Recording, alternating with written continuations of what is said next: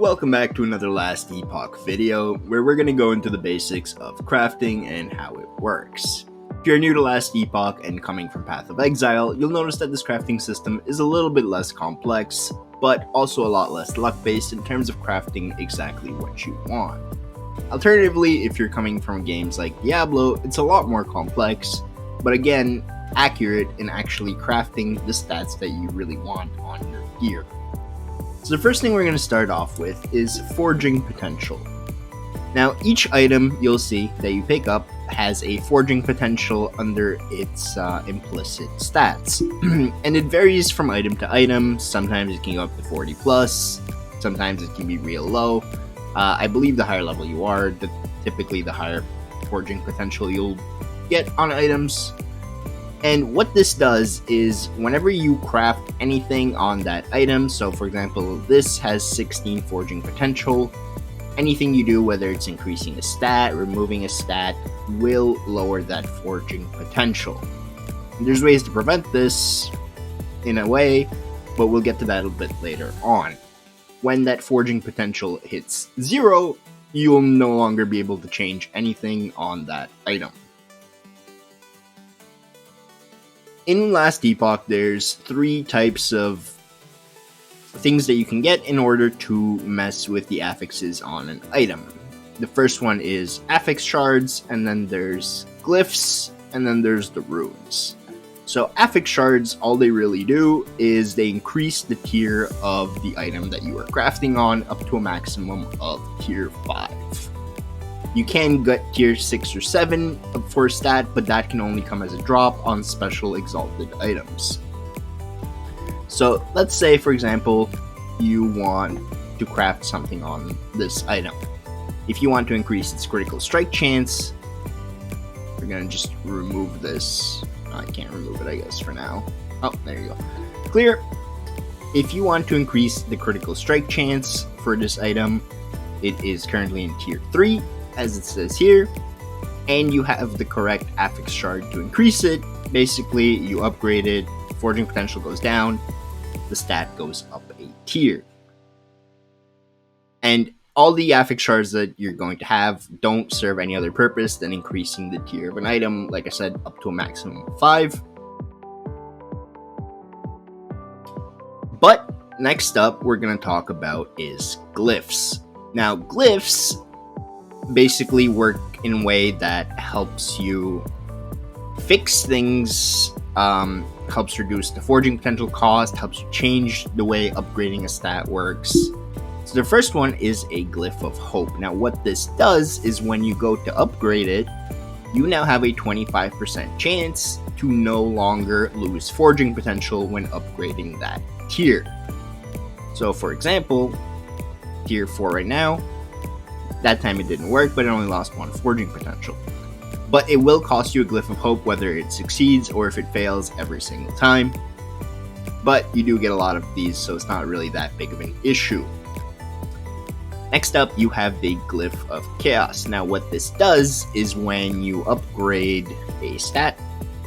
Oops. So let's take this staff, for example. So I don't like, let's say, this health on kill. So when I put in a glyph of chaos, this changes to upgrade and re-roll. Now this does cost forging potential, and you no longer have the chance to save it because you can only use 1 glyph at a time. But see, it re-rolled and it crit. So it rolled from health on kill to minion physical damage. Now, this isn't something that you're going to use too much of, just because it's not really accurate. It can land in any suffix, or if you're doing it to a prefix, it can change it into any other prefix. Next up is the glyph of order. So, if you look at any item, once you look at its combined stats, you'll see that it has a specific range. So, for example, the minion increased physical damage in tier 3 is the ranges from 99 to 128%. Now this rolled 122, which is pretty high. So if you're kind of like finishing off an item or whatever and you have a high roll on something, when you upgrade to the next tier, if you want it to still be rolled fairly high within the tier, you might want to consider using a glyph of order. And then once you upgrade it, it tells you here exactly what you're upgrading it to. And that way you know that it's still fairly high within the next tier once it gets upgraded. Next up is the Glyph of Despair. I believe I don't have any right now because I tend to use them a lot and they're a bit more rare. What those do is when you upgrade a item with a Glyph of Despair, it essentially seals it. So it'll end up looking like you see on these gloves. It's a slightly brown orangish color at the bottom, and that becomes a sealed affix. So now you can technically have 5 affixes. Now the problem with this is the higher tier your affix already is, the lower chance of that seal being successful. So typically what you want to do with this is try and seal tier 1 or tier 2 items, and that way you will get an empty slot in which you can put whatever you want, as opposed to like removing it with a rune at random and like removing something that you want instead of what you don't necessarily need on the item. But at the same time, it's good to have that extra 5th affix just because you have a little bit bonus stats. And finally, the Glyph of Insight. So what this will do is it only works on boots, gloves, and belts. And what it will do is it will take a prefix. I'm not going to use it right now, but it will take a prefix and it will change it into an experimental prefix. And those are very, very specific. So they'll typically be covered. They'll be in blue writing, and they'll look like this. And those prefixes are special experimental prefixes that you can't normally put on items, that you can't really get shards for. You kind of only have to drop them in a high tier to have them in a high tier. And once that is done, you can technically seal it with the experimental rune, and that's a guaranteed seal, unlike the Glyph of Despair, which is a lot easier to achieve. Next thing we're going to talk about is runes. So let's say you start finding items that you start finding items that you want. So let's say I need to increase melee strike chance or increase strike chance on my item. What I'm going to do is I'm going to come here and I'm going to use the first rune, which is the Rune of Shattering, and this is the best way you can farm affix shards that you really need in order to increase tiers on items that you are using. So if I were to go and shatter this, I now have a chance of getting melee critical strike chance and critical strike chance shards. So as you can see here, I got 4 critical strike chance and 5 melee critical strike chance. It's not always guaranteed that you will get every single one, especially if you're only like shattering something like tier 1 or tier 2, I believe. You can get 0 of like one of the things, but you'll always get some affix shards back from destroying an item. I guess I have to put another item in. Next up is the Rune of Refinement. So what this does is it'll roll the values of all affixes on an item within their tiers. So as we see here, we have tier 2, tier 3, tier 3, and of course the range that we talked about earlier varies in each one.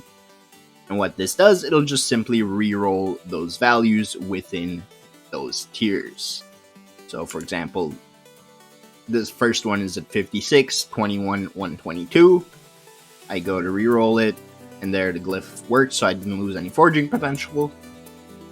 Now it rolled it to 50, 22, and 122. Typically you'll want to do this, or 112, sorry. Typically you'll want to do this when the rolls in your prefix at the end, after you finish like pretty much adding everything and getting it to tier 5, then you can, if you have low rolls, you can try and get higher rolls by using the Rune of Refinement. Next up is the Rune of Removal, and this is the other way that you can remove modifiers instead of sealing them, but this does take the most forging potential pretty much, and it's random. So if you, for example, want fire damage and increased minion physical damage, but you don't want void damage, you have a 1 in 3 chance of hitting it. Could get lucky, could not. I personally mess around with this a lot, especially if I get items that I'm like, oh, I can, if I only this one stat was gone, I can make a really crazy item. So I'll typically take my chances with it. It's up to you whether or not you want to do that. Rune of Discovery basically adds a random affix in all empty slots of an item. So if this was missing, for example, 3, it would add 3. It's missing 1, it'll only add 1, and etc. And it costs no forging potential, but the affix that it adds is random. So you can very easily get something you don't want.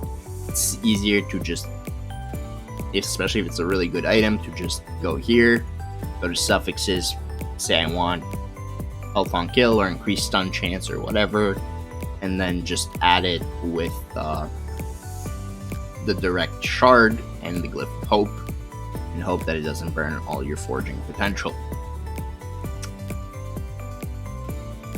Next up is the Rune of Shaping.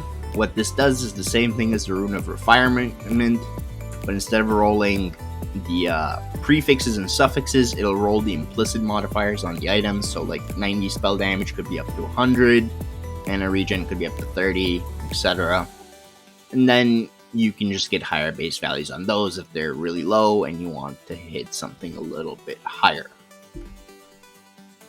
Next up is the Rune of Ascendance. Now what this does is it'll take any item and convert it into its unique version of that item for that specific one. Now let's look at my weapon here. It's a Death's Embrace, it's a two-handed axe, and it's a unique bone sight.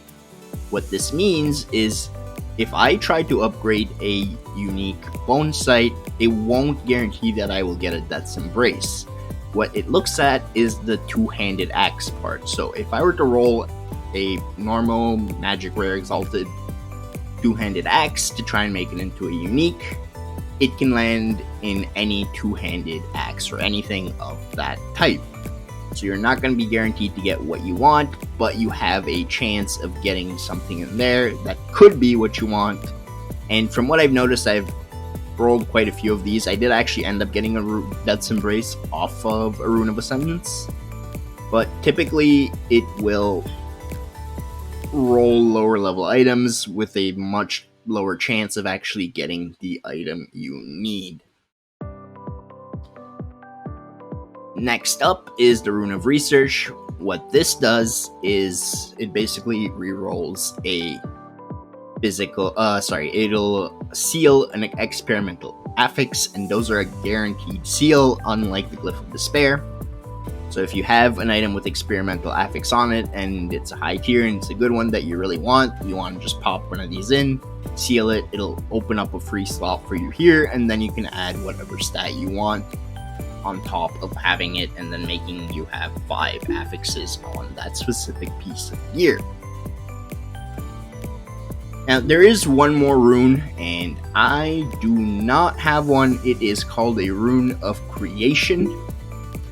If you are coming from Path of Exile, or if you're familiar with Path of Exile, this basically is the mirror version from Path of Exile, and what this will do is it will duplicate any item that you have, making 2 copies of the same one. The downside to this is once it is used, both the original and the created copy do go down to 0 forging potential. So you can, that is literally the last thing you want to do if you have forging potential left. Otherwise, you will not be able to craft on either the original or the copy once you use a Rune of Creation. And that's pretty much covers the basics of crafting in Last Epoch. There's some advanced crafting. I'll make a separate video on that in the next few days. But in terms of basic, that's how you use the affix or shards, that's how you use the glyphs, and that's how you use the runes. Anyways, Thank you guys so much for watching this video. If you enjoyed it or if you found this helpful, make sure to give it a like, hit that subscribe button, stay tuned for more Last Epoch content. As always, my social media information will be in the video description below, and I'll see you guys next time.